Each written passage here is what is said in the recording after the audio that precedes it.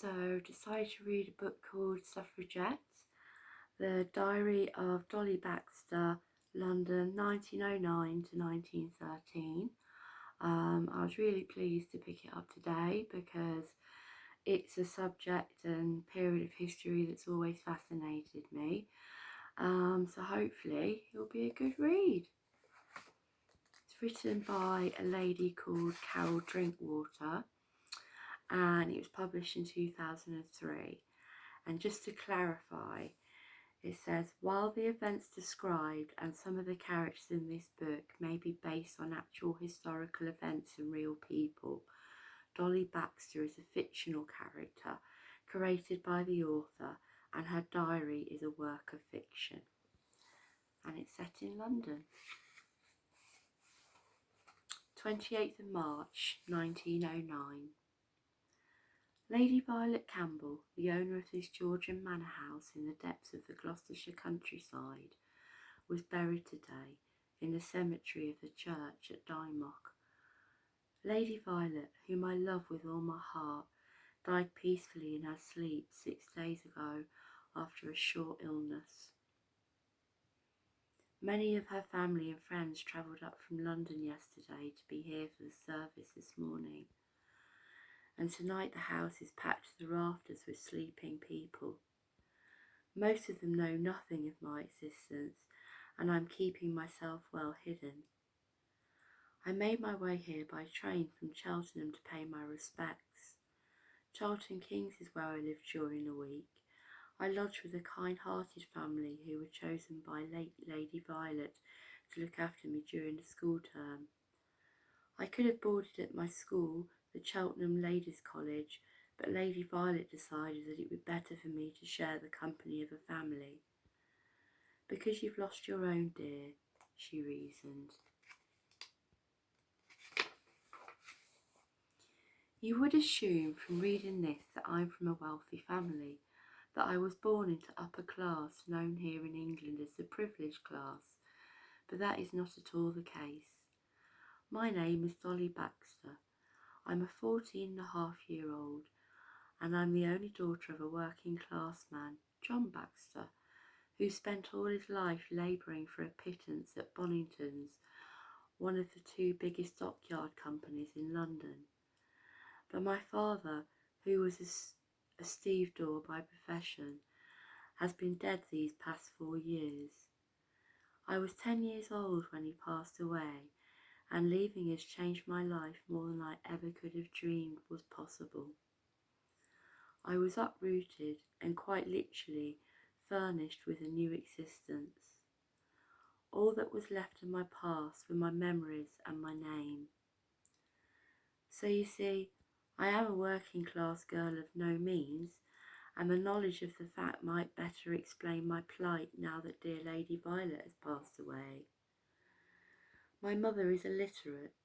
Not a single syllable can she read or write, and nor does she have any employment.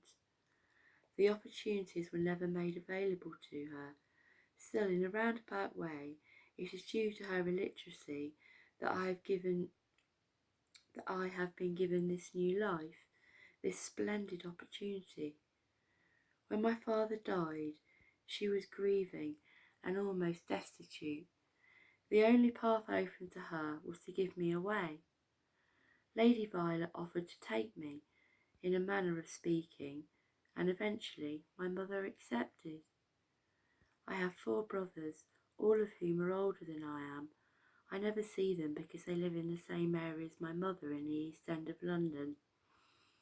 They have followed in my father's footsteps and are all employed at Bonington dockyards.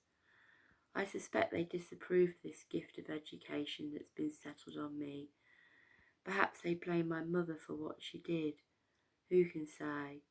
I cannot answer because I don't know. The important thing for me is that I don't blame her.